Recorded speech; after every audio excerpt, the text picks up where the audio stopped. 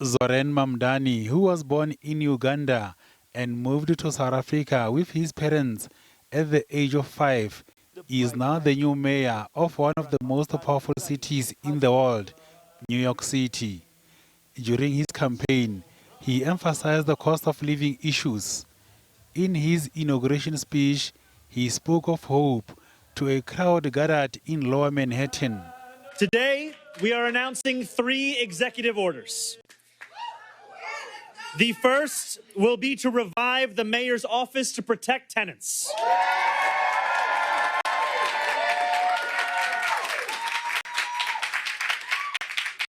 We will not compromise on housing quality. If your landlord does not responsibly steward your home, city government will step in. We will make sure that 311 violations are resolved, and we will hold slumlords to account for hazardous and dangerous threats to your well-being. The second is to create a LIFT task force. LIFT stands for Land Inventory Fast Track, to leverage city-owned land and accelerate housing development. The task force will review city-owned properties and identify sites suitable for housing development no later than July 1st of this year. Some of the orders he signed as an executive mayor included the removal of bureaucratic orders, which he claims hinder development for people residing in New York. The last executive order is the creation of the SPEED task force. SPEED standing for streamlining procedures to expedite equitable development. This task force will identify and remove bureaucratic and permitting barriers that drive up costs and slow housing construction and lease up, making it more affordable to build and easier to access housing across New York City. Mamdani has also committed himself to holding landlords accountable and addressing bureaucratic hurdles to ensure affordable housing for residents. So we will protect tenants already long neglected from further neglect, and we will mitigate the significant risk of displacement they currently face.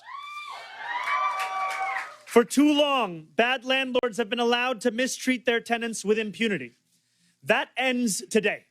U.S. lawmaker Alexandria Ocasio-Cortez hailed the 34-year-old Mamdani as a mayor for the people. He will be our first immigrant mayor in over a century. And he will be the youngest mayor of New York City in generations. But most importantly, Zohran will be a mayor for all of us. Many New Yorkers expect him to be a disruptive political force after he promised a freeze on rents and free buses and childcare. I'm a native New Yorker. I've watched the city just become less and less affordable, less and less livable, and I'm really excited for this to be something that, for regular people to get some power back again, Today, not a lot of politicians are genuine, and I think that Zohran is. I grew up in New York.